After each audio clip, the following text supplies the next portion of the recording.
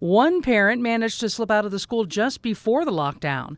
KSL News Radio's Adam Mason caught up with her and continues our team coverage. Roxy Cantanzaro brought her daughter to school just after the first bell rang. Two women came out of the office and screamed for us to turn around and leave the building. She stopped other students from coming in while heading back to her car with no idea what was actually going on. I thought, okay, something's wrong, but then I started to see 20 cars and 30 cars and SWAT team, and it was like, okay, something's really wrong. She couldn't get out of the lot because of all the police cars and had to wait a couple hours while officers cleared the school. She says the children were a little shaken up but seemed fine when they heard no one got hurt. Adam Mason, KSL News Radio.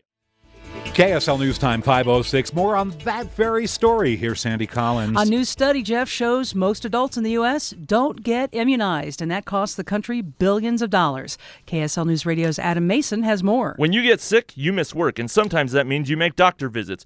Your employer takes a hit, and shared insurance costs go up. One disease causing the biggest hit? Seasonal influenza contributes to substantial illness each year. Greg Reed from the Utah Department of Health says flu shots can prevent medical costs. Influenza is by far the most costly disease in the nation.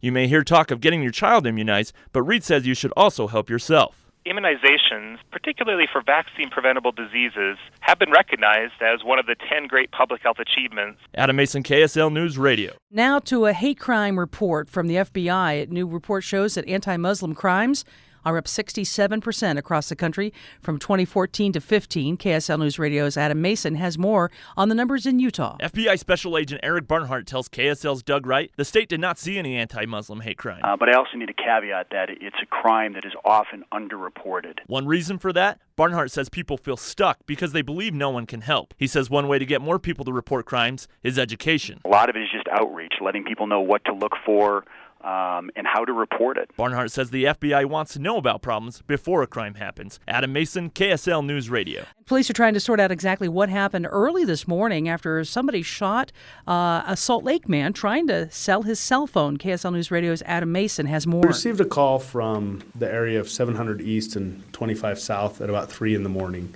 Of shots fired. Brandon Shearer of the Salt Lake Police Department says the man met potential buyers in his apartment's parking lot before being shot. He ended up in the hospital with serious injuries. Police say he was not cooperative, so the biggest takeaway for now? If you're selling something or buying something, really do it in a public place. Do it away from your home. Shearer says police will gather more info once the man is released from the hospital. Adam Mason, KSL News Radio. With continuing team coverage, I'm Adam Mason. The quake measured as magnitude 3.2. We don't expect damage from the size of an event, but if it's under a populated center, people are certainly going to feel it. University of Utah Seismograph Station's Associate Director, Christine Pankow, says people need to be prepared. I know people are sort of tired of hearing the big one. We're going to get a big one, but it's kind of a reminder that we really do get earthquakes here. Pankow says because of the Wasatch Fault, there is a good chance we could have bigger quakes at some point in time. Adam Mason, KSL News Radio.